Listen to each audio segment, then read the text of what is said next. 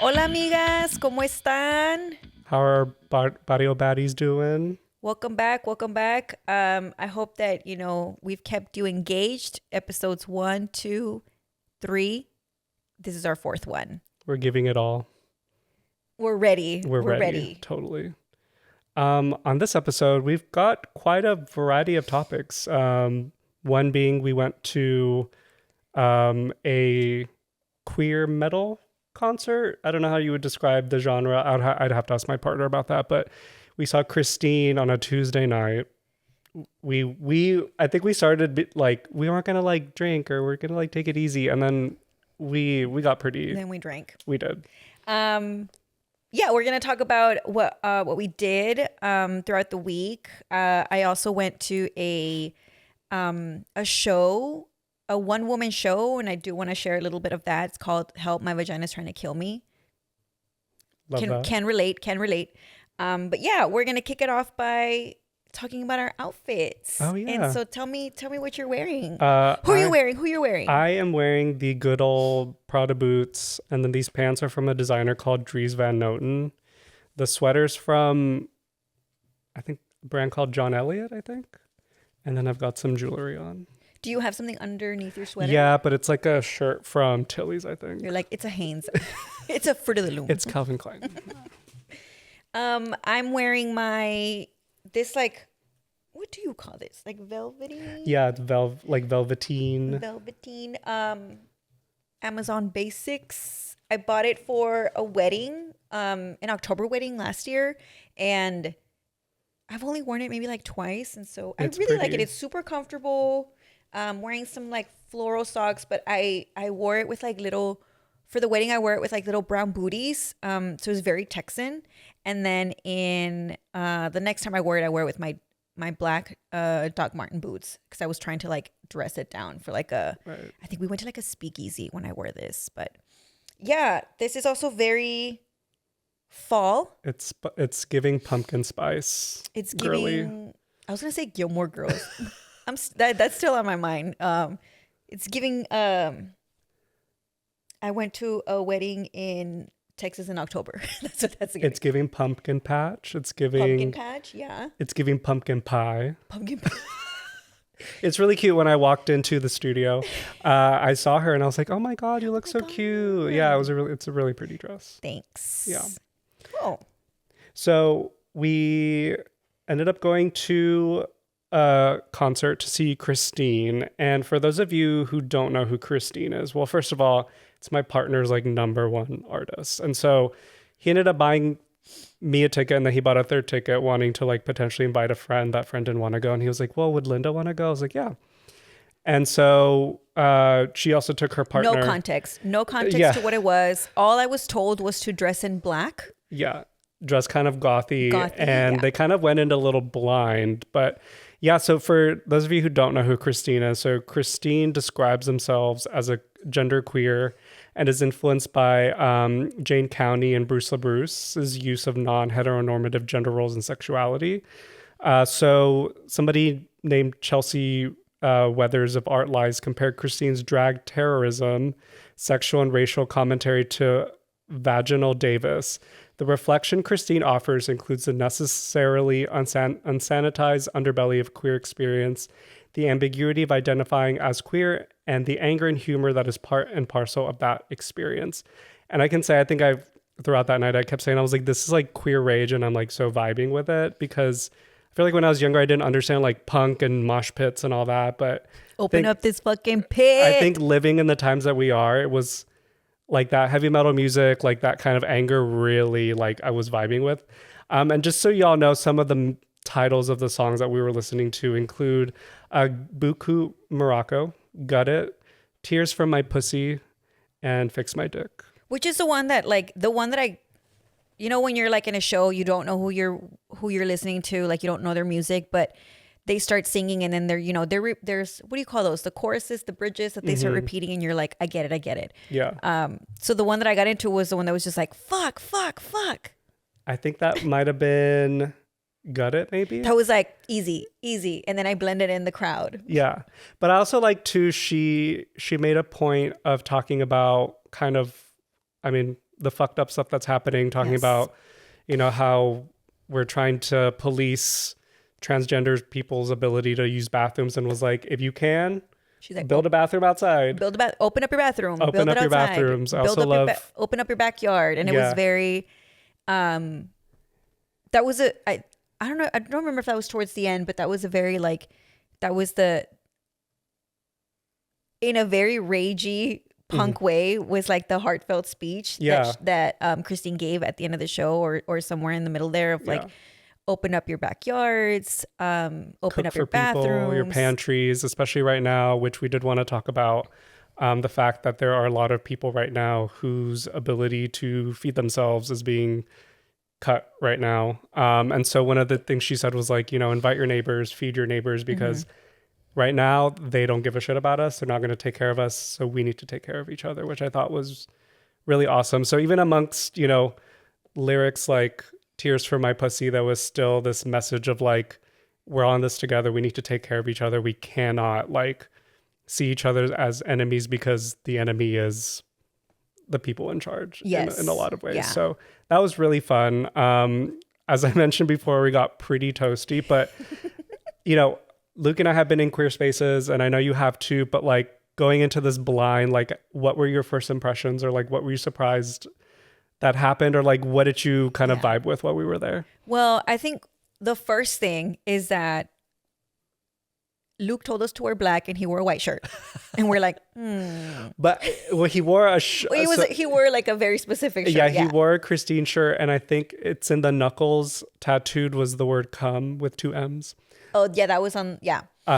I mean, I always feel like a part of me is wondering, okay, like how much should I be in these spaces, for one, because I know that they're not necessarily for me, like, and you know, for my husband and I to go and be like, hey, we're allies, but also like, there's an eye roll to that as well, because you know, it's also kind of come up in commentary in the same place of like how Cheer Up Charlie's there's a lot of criticism around it that it's been infiltrated by the straights. So, you know, being kind of wary about those things. But for me, it was more interesting to see just like older crowds in these queer spaces. Because again, like when we go to like a gay club or something, we're seeing like young people, younger gay men, younger gay women. Like we're seeing like people who are like clubbing and stuff, right? In this case, it was like, these are some people that were older than us too, who I'm like, oh, they have been queer like for a long time. Yeah. Or maybe not. I mean, right. Yeah. But also like, these are people who have like lived their truth, and they're just in this space. And I forget that it's like, it's not a modern thing. Right. Like totally. There have always been queer people. So when to see them in that kind of environment of like, I never really go to events like that, but now that I did, seeing that type of crowd, I was like older crowd, I was like, this is awesome.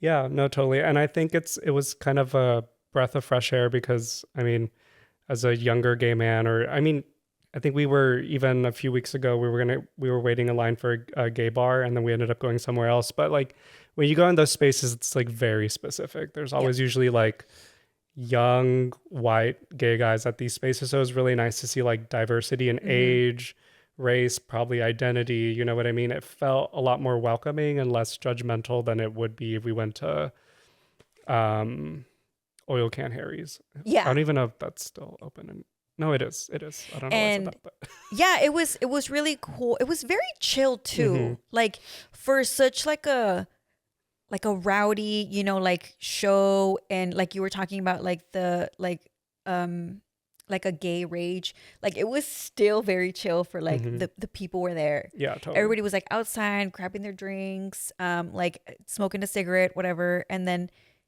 performers start, they just walk inside, and then I feel like there was it was full, but there was so much space for us to just kind of be around other people. It was fun. It was so much fun. And when I went to the bathroom, I was like, we're making line, and just a bunch of people waiting in line there. Everybody was so friendly, but I'm like, I love that. I love that when you go out, everybody's friendly in the bathroom bar. Yeah. But they're like, who needs to go? Who needs to go? And I was like, me. Yeah, that's what I love about like these queer spaces is like, and I think for probably you can identify the like, you know what this feels like waiting for the bathroom as a woman. In gay spaces, like you can use any bathroom. Like, it's not a problem. You know what I mean? You're not waiting in line for the girls' bathroom. Exactly. Yeah. So was it the same at this bar? I think so, because I think the one bar, it's always like one stall does have a urinal and a toilet, and the other one just has like the stalls. People were going to the one with the stalls because there was just more. You could just get out faster with there. And what I really appreciate is shout out to everybody that's always like fucking speedy. Yes. They're like, "Want miar? Ahí está." Like, here you go, girl. Like, you go next, because some people aren't so nice about that. Totally. Yeah. And you know, the thing that I'm grateful for that's never happened is me having to take a shit while I'm at the club drunk. Can you imagine? They're like knocking and you're like, oh, I'm hurrying. But also just like, that's so embarrassing. Like the smell, like, and you know how these, like, especially at the gay bars, the bathroom, like, it's almost like people go in there to converse and like they're in and out. So like, it's not like, oh, the door closes, I'm in the bathroom. It's like an open fucking space. Yeah. So you're over there blowing ass. Imagine someone in front of everybody. Se echó un pedo aquí? Thank God I've never had to do that. Shout out to the people who have had to take a shit at the club. God bless you. But I could never. But kind of like on this topic of like going out, like I've really enjoyed. So this was it used to be Spider Ball or what? Spider House Spider House Ballroom. It used to be, so there were always two separate things. Spider House Cafe and 29th Street Ballroom. Spider House closed. Yes. 29th Street Ballroom still open. Okay. Yeah. So the ballroom was really nice. I haven't been there in years. And I remember I had a friend, shout out Jamie, who used to do comedy, and there would be like comedy shows there. So I would go like back in the day. But it's been a while since I've been there. I would love to go back. And then we also had a great time at Sahara Lounge. So I love these like new spaces we're exploring because it does kind of get boring. Like we used to go to, what's that place on the east side that we would like to go to? Like Volstead? Volstead. Okay. That's kind of getting a little like it's a lot of people. Well, it's really hard to park. Yeah. It's a hassle. So ever since they added like they really converted the backyard to like have a DJ outside. I don't think that was always the case, right? It was always just like music. And the DJ was inside, but now there's a DJ inside, there's a DJ outside. And if Hotel Vegas has a show going on, there's something in there too. Yeah. It's so a lot. It definitely gets crowded. I used to think about it as like a little dive bar that I really liked to go to. It's not that anymore. It's definitely like popular now. Yeah. Which is great for them, bad for me. I feel like the east side is definitely getting a lot more like crowded. Gentrified. Yeah. Yeah. Who said that? It's always been like that, but it's definitely gotten worse, I guess. I mean, because we went a few weeks ago and we were like, when did that building get here? When did that get here? Yeah. It felt like we were like in a very different place from. No, yeah, I agree. It's definitely changed. Yeah. And I mean, a bunch of parts of the city have changed because even when we were there at the ballroom, I hadn't been there for a long time. So when we were walking, we decided to walk to Hole in the Wall, which if y'all aren't familiar, it's like pretty much across campus. We're closer to campus at this point, walking to Hole in the Wall on the drag. Yeah. On Guadalupe, aka Guadalupe. And we just go in there to see what the vibe is because I knew that was like the next bar that we could go to. And well, we were kind of mulling over maybe going to Tuesdays. Yes, because it was a Tuesday. And you know, you do that thing where you're like, should we go to Tuesdays? What we always do this. If we get a little bit of alcohol, we're like, let's go dance. Like okay, we're like bravas, you know what I mean? We're like, let's fucking do it. I do want to call back to like, I think in an earlier episode, we talked about how like when we're going somewhere, we need a plan. In my head, I was like, except when we're out at night. Oh yeah. No, we have no plan. There's no plan for us. Yeah. And I remember one time we went out with friends like years ago And slowly everyone dropped off and it was just me and you. We ended up at the club. We took a pedicab. Do you remember? Yes. Took a pedicab. We went to the gay bar. Was it a weekday? No one was there. No one was there. But we were like, we're here. My husband at the time, probably fiance, picked us up. And even in the car ride home, we're rowdy as fuck. And I know Luke and Ricardo are like, these bitches together. No. Yeah, totally. But yeah, hole in the wall. First of all, we're getting closer to it, and I hear like guitar, like open mic kind of shit. Keep in mind, we were just like headbanging, Yes. and, like queer rage. And I was ready to like keep it going. And then I'm like, oh, wait, what's going on? And there's someone singing on stage. And I immediately asked the guy at the door, I was like, are you charging for this? And he's like, no. I was like, okay, fine. Then I will go in. So then we went in, and what vibe would you say that was? It was, I mean, she was a beautiful singer, beautiful lady. She was wearing all white, very beautiful. But it just coming from the woman who wrote Fix My Dick to this woman singing a very beautiful, like folksy, Lana Del Rey, like it was like when we went in, we were laughing and I felt bad, but I was just like, this is we such were a the contrast. loudest ones walking in. This is such a contrast. It felt like we were like, should we leave? We just got it. It was so quiet in there too. Even us discussing whether or not we should leave felt like we were yelling in the bar. We're like, should we leave? Should we leave? It was a very polite audience. And it was like, interestingly, no women in there. It was all older men. I got the vibe they were maybe gay. Like they looked like gay bears kind of. Okay. So I was like, I don't know what the fuck is going on here. Like I could not read the temperature in the room. But the Lone Stars were $2, which is why we stayed. My partner was like, the beers are $2.50. They're $2.50. Oh my God, we got to come back. I was like, okay, yeah, sure. Like he was just like, amazed before by they the raised prices. the prices. I know. So yeah, so we ended up staying there. We got pretty toasty. And then I think immediately I've noticed about us, like once we hit the peak, we come down very quickly. And then afterwards we ended up getting pizza at Ropolo's. Which, let me tell you, going to bed Tuesday night after eating a slice of Ropolo's was horrible. Acid reflux? Well, you just feel, first of all, we ate like at close to midnight because I think that's when they were closing. Mm-hmm. Just being like really full when you're trying to go to sleep was not comfortable. And what I remember, so I hadn't had Ropolo's in a really long time. And what I remember is that's the pizza you get on 6th Street when you are drunk. And it's delicious.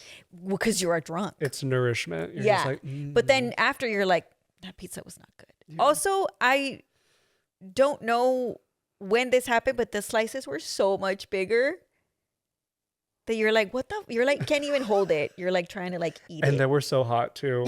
I burned my tongue. But the problem is that like, they're not fresh. Like they're just fucking sitting there and then they warm them up. So there's no like. Do they stay there overnight? I don't know. Ropolo's, would you like to sound off in the comments? Any pizza place where you have your big pizzas in the glass, do they stay there overnight? Maybe that's why it wasn't good. Tell us. I mean, you would Tell hope that like maybe every couple of hours they make like a new pie or something, but I guess not on a Tuesday. I don't know. Right. And you know what? I guess that's on us.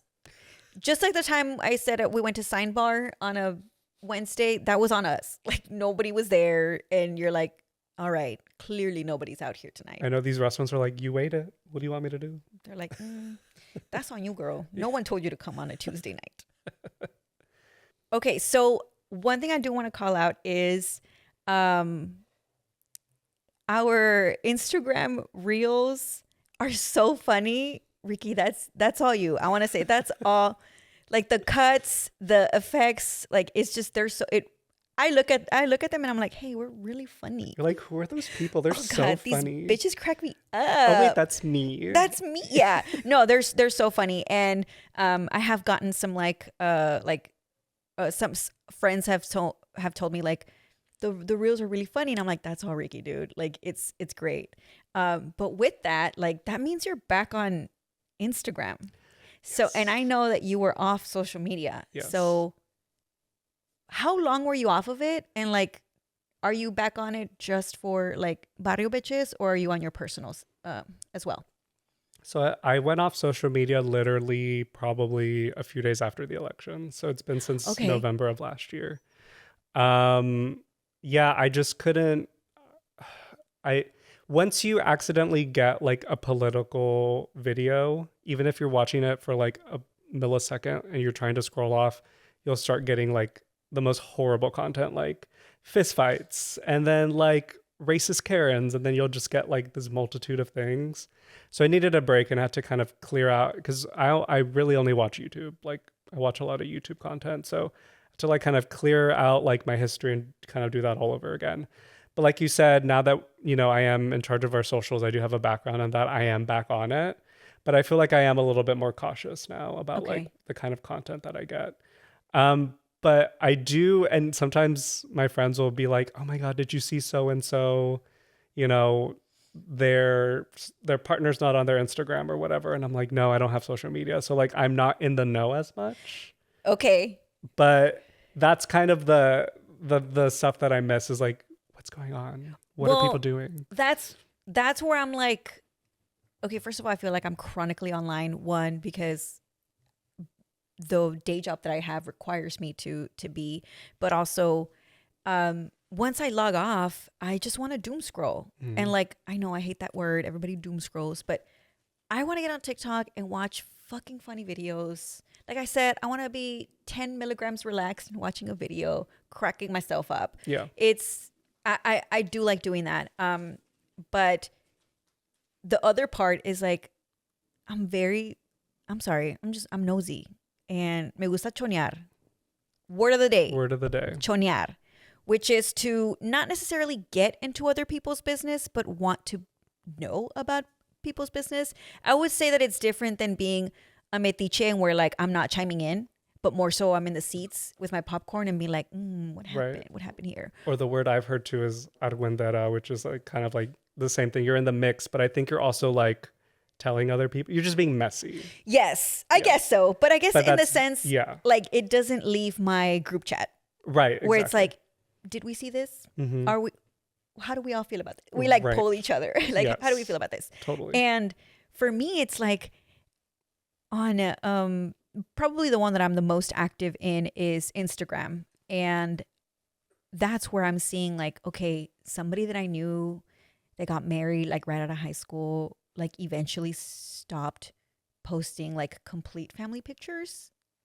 It was like, dad's not there or whatever. And then like the setting changed from like house to like a different house. Or I'm like, oh, this feels different. And this is also me reading into it as well. Like it could very well be another room, right? Or whatever. Right. But in my head, I'm like, what happened? And what happened? Do you think that some people are just willing to tell you? Like if I just went to Instagram and be like, hey, I noticed that you're not posting so-and-so anymore. Like what happened? I guess it depends on how close you were or are to that person. Yeah. But another thing me and my friends talk about too is like, do you think people say that about us? And we're like, no. No, first of all. Nobody's like, oh my God, Ricky hasn't been on social media. What's going on? Oh my God, he's missing. No, my feed has definitely gotten slower for sure. But I feel like I'm not that interesting to begin with. It's only when you're like consistently posting that's when people are going to notice. They get invested. Something's going to happen. Yeah. So if you're always posting you and the kids and whatever, like at their football games, or you're always posting what you guys did in the weekend, the friends that got together, and then you all of a sudden aren't posting somebody or aren't showing something, that's when I'm like zoning in. That's when I'm like zooming in and being like, I don't see so-and-so in this picture. What happened? And so because I'm also just not always like, I would rather look at dumb shit than like look at feeds, I would say. So I'm not always up to date on like exactly who's doing what. But that's what I really appreciate my group chat for. One of us in that group will know something. Right. We'll know that person. We'll have context to that person. And then it's like, oh, wait, do you remember so-and-so? Oh, they used to do this, used to do that. And like, that's really helpful for me to get all of this background information. So then I can chime in with my piece, which is like what I saw. Totally. Or it's like, hey, did you guys see so-and-so's post? Man, that was really sad. Like, they're probably not doing well. And then we're like, no, was this happen? And I remember when this happened. And we just like, it's like we like have this filing cabinet and then we're like, we say a name. Let's say the name is Ricky. And then we're like, Ricky. Ah, yes. This is what I know. This is what I know. Like, remember when in high school, Yeah. Semio, whatever, like just like shit like that. That's stuff that like I think still keeps the group chat alive in such a funny way. Right. Because everybody always is like, well, I saw this. Well, I heard this. Well, whatever. And so that's where I'm like, did you miss like being nosy, being off social media? No, because I feel like my hatred of what was happening politically or all the content that I was like watching, I was like, I just needed a break from it. But I feel like now I'm more refreshed. I've been away from it. So I'm like, what's going on? You Tell me turned your it off secrets. and turned it on and you're like, let me read into your, whether you used a period or an exclamation point. dude, You know? the story, like, and I'm like, you gotta be posting this because you want people to wonder what's going on. Oh yeah, that's kind of the point. It's like you want to show off one way or the other. Or like you want to be like coy or like some people are just like don't super. ask me. And then a very cryptic sends you a separate message. Yeah, about like a very cryptic Instagram story about how like, oh, my heart got broken again. I shouldn't have trusted you. And then you're like, what happened? They're like, I don't want to talk about it. That's the weird thing about doing this podcast is that like I don't post a lot. You don't post a lot, I don't think. And we have people who like will literally post their fucking breakfast or whatever in the morning, like every fucking day. So it's weird doing our socials because I'm like, fuck, I'm looking at a lot of video footage of myself. I'm looking at a lot of like even my voice, like, you know, you don't think about these things. So that's been really, really weird for me. For me, it's like, this is as, I don't know, maybe right now, this is as public as it's going to get for me. Oh, yeah. Because I'm not always posting stuff like that. And, God, you know what I hate? When people are like, cleaning mode on. Cállate el hocico, ponte a limpiar. Like, I don't need to know. Starting the day off right. You're with my not cleaning. coffee. That tells me you're on Facebook. Right. Like, cállate. Yeah, I guess it's like, and again, I think the last episode we talked about community. I guess that's some people's way of like having a community is through that. You know what? That's true. I take that back. You're right. You're so right. But also like ill loser at me in I just think in like my background of work and school and all that stuff, like I am very hyper aware of digital footprints. Oh yeah, we grew up where it was like don't post this because then, you know, a potential employer is going to like scan your social media, like, which I'm like, I don't know if they do that. Hyper aware of that stuff. Yeah. And like, which is wild when you're seeing all these fucking racist ass college students like doing blackface and stuff like that. And then they get kicked out y están llorando. And I'm like, what did you expect? Yeah. So I feel like I've always been very hyper aware of like digital footprint and like what you post and all that stuff. So this is a big step here for us because not everybody agrees with us. You know, not everybody's going to agree or think that we're funny, or how my brother was like, the first episode was okay. The second one was funny because we talked about underwear. And he's like, no, hombre, no hablen de calzones. Like, it's just our audience. What else did he say when you asked him? He's like, well, you're... Pues no... Pues you're not boring. And I was like, what did you think? He's like, pues you're not boring. And I was like, you know what? Take it. I'll take it. Yeah. I'll take it. Oh, and then he was like, hey, I didn't know you had sleep paralysis. And I was like, oh, brother, you're in for a ride. I'm gonna say things you've never heard before. And he just like laughed at me. Well, speaking of like digital footprints, oh my God. So I was selling some stuff at my house, like trying to get rid of things, and I sold them on Marketplace. So you have to have your Facebook. I hadn't had Facebook like installed on my phone for like a while. I get this like memory. Those are the worst, when you get like a memory of something you posted. Yeah. So somebody had posted like, happy birthday, Ricky. Like, can't wait to hang out tonight. And I put in the comment, yeah, we're going to be drunk whores tonight. I was like, oh my God, who the fuck is that? And he needs to be institutionalized. Was that a year ago? Oh my God. You're I like, think I had who just... is she? I must have been turning 21 or something. I don't drunk whores. Like, so I had like deleted that immediately. I mean, we can say it via text now. Let's not say it on Facebook. Yeah. So, I probably should go back and maybe look at some of the things that I posted. But yeah, that was so embarrassing. Drunk whores. I mean, your earliest Facebook statuses are always going to be so embarrassing. Oh, I'd love to quote. Yeah. I is love quote, is listening to so-and-so. Yeah. A is Beatles thinking quote. about having lunch. Like, this is why I'm like, okay, we've lived this era so long that I don't give a fuck to know shit like that. I want to know what cool shit you're doing. Like, are you hosting an event? Are you traveling? Are you playing a show? Where did you travel? Like, what shit are you learning? I don't want to know, like, what you ate for breakfast. You know what I want to know is who did you vote for? Who did you vote for? So I know. Yeah. I mean, I think that's why, again, going back to like that concert, it was really like, I don't know if cathartic is the right word, but it was just very like all that, I guess maybe all that tension I was keeping from like not being on social media, maybe that anger that I've had with politics. Like, I think I was able to like, kind of get that out. That's good. I mean, yeah. that's why you go to these spaces. Mm-hmm. That's why you look for these things. And, like like we had talked about, like, what is it that we're looking for? Like, what is the community that we want to be a part of? Because the community that you don't want to be a part of is your 9 to 5. Like, that should not be it for you. Yeah, totally. And it's about finding those spaces and for Luke, for you, in that, like, last weekend was Christeene was like really, and I guess it is cathartic when you were like, is this gay rage that I'm feeling? Go for it. Be mad. Enójate. Yeah. Grítales. Diles que chinguen su madre a los racistas, a todos. Mm-hmm. The transphobes, the homophobes, todos. Váyanse a la verga. Yeah, totally. Oh yeah. So speaking of kind of positive spaces and music, we did want to call out.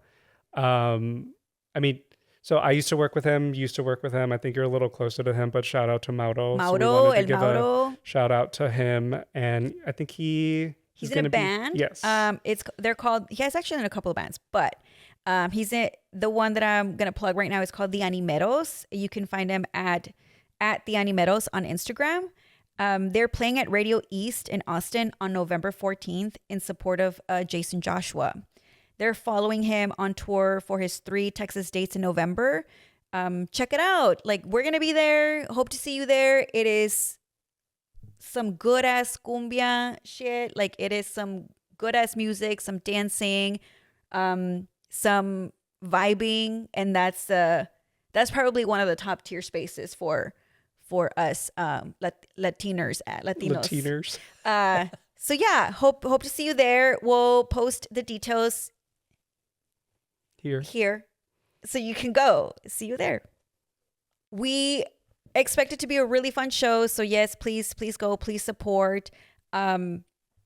Speaking of spaces, like, that's also what we're trying to do here with Barrio Bitches podcast. Is we want to build community with other, like we said, other barrio baddies, other barrio bitches, and talk about the things that matter to us, to you, and raise awareness as well. And so with that, we also want to share some resources that will be posted here too, in case you or anybody you know is affected by the government shutdown. We'll have there are some food pantries throughout the city that you can go to and get what you need. There's fresh food for families, food co-op, people's pantry, food pantry. Some places are doing free food on certain times throughout the week. Again, posting all of these important links for y'all to check out. Tell your friends, tell your family, like, we should not go hungry. There should not be food insecurity. So do what you can. What I want to do myself is just kind of go drop off some stuff at these open kitchens or open food pantries as well, for people to have access to food and stuff.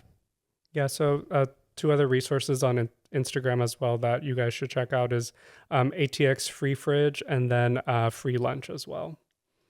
But yeah, we just wanted to kind of wrap up and say, we want to build a community like Linda said. And, obviously, first and foremost, we want to entertain and we want to be funny. But, there are some topics that are like really important to us. And we want to make sure that we're talking about those things because we can't just live in a buffer zone where a vacuum where these things aren't happening. But, we just want to say to all our listeners that we love you. And, please comment, message us, tell us how you feel, tell us what you want to hear us say, what you want us to talk about.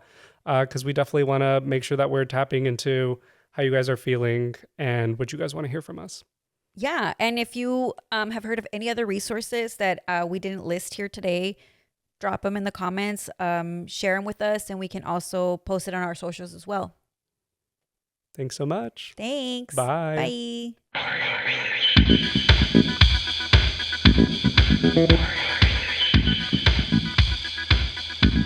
Bye.